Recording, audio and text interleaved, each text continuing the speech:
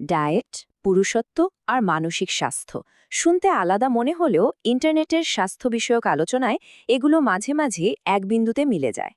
আজকের এই বিশ্লেষণে আমরা ডাক্তার জাহাঙ্গীর কবিরের এমনই একটি বহুল চর্চিত দাবির ব্যবচ্ছেদ করব একেবারে নিরপেক্ষ দৃষ্টিকোণ থেকে।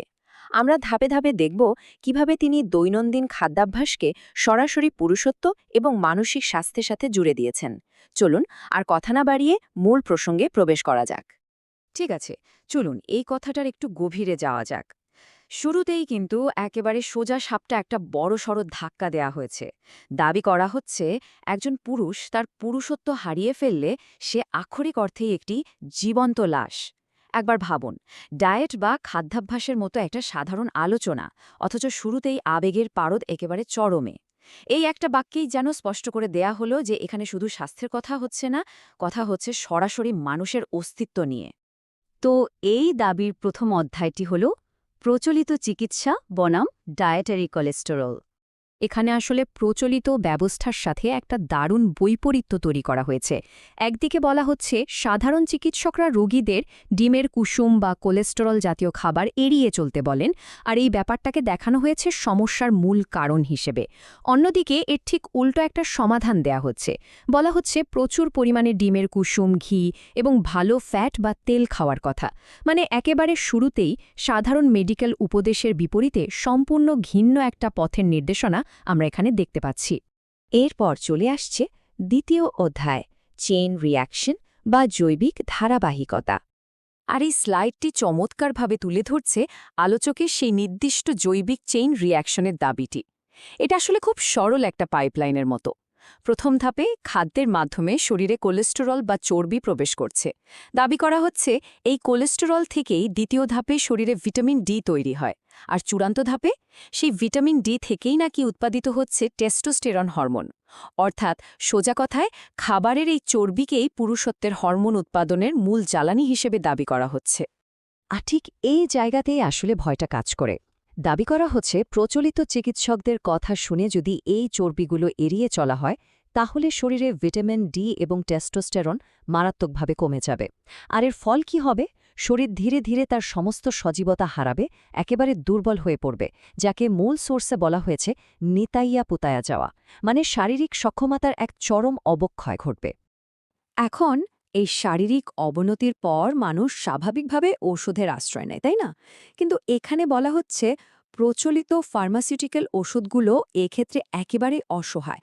হয়তো শুরুতে কিছুদিন একটু সাময়িক স্বস্তি পাওয়া যেতে পারে, কিন্তু একটা সময় পর কোনো ওষুধই আর কাজ করবে না। অর্থাৎ খাদ্যাভ্যাসের এই ঘাটতি সাধারণ ওষুধ দিয়ে কোনোভাবে পূরণ করা সম্ভব নয় বলেই দাবি করা হচ্ছে।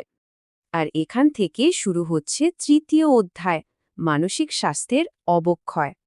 সুতরাং সবচেয়ে গুরুত্বপূর্ণ বিষয়টি হল মানসিক বিপর্যয়ের এই ভয়ঙ্কর চেইন রিঅ্যাকশন। দাবি করা হচ্ছে শারীরিক সক্ষমতা হারানোর পরপরই একজন মানুষ গভীর হতাশায় বা ডিপ্রেশনে তলিয়ে যাবেন। মনের ভেতরে কোনো মোটিভেশন থাকবে না, ইতিবাচক সবকিছু যেন ধ্বংস হয়ে যাবে। নিজেকে পুরোপুরি অথর্ব মনে হবে, আর আত্মবিশ্বাস বলতে আক্ষরিক অর্থেই শূন্য অবশিষ্ট থাকবে। একটু খেয়াল করলেই বোঝা যায় কিভাবে শুধুমাত্র ডায়েট আর হরমোনের অভাবকে এখানে সরাসরি চরম মানসিক বিষণ্ণতার সাথে জুড়ে দেওয়া হয়েছে। শারীরিক আর মানসিক এই বিপর্যয়ের পর আসে চতুর্থ অধ্যায়, সামাজিক লজ্জা এবং চরম একাকিত্ব। এখানে এই তীব্র সামাজিক বিচ্ছিন্নতার দিকটি একটু লক্ষ্য করার মতো। দাবি করা হচ্ছে এই শারীরিক এবং মানসিক অক্ষমতা এমন এক চরম লজ্জার বিষয় হয়ে দাঁড়ায় যে মানুষ সমাজের কাউকে, এমনকি সবচেয়ে কাছের বন্ধুদেরকেও এটা বলতে পারে না। কারণ তারা শুনলে হয়তো উপহাস করে বলবে, কস কি তোর এই অবস্থা? এই যে কাউকে কিছু বলতে না পারার প্রবল এক গ্লানি, এটা পরিস্থিতিকে আরও অনেক বেশি অন্ধকার আর নিঃসঙ্গ করে তোলে।